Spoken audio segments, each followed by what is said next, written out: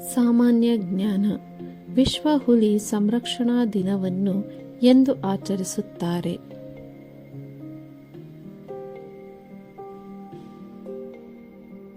ಉತ್ತರ ಜುಲೈ 29. ಎಷ್ಟು ವರ್ಷಗಳಿಗೆ ಒಮ್ಮೆ ಹುಲಿ ಗಣತಿ ಮಾಡಲಾಗುತ್ತದೆ?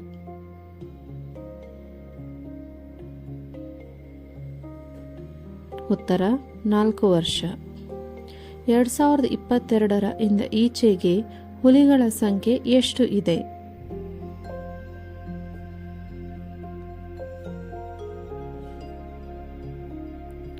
ಉತ್ತರ ಸುಮಾರು 3682.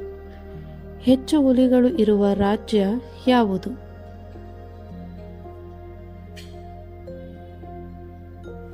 ಉತ್ತರ Madhya Pradesh. Please like, comment, share and subscribe our channel.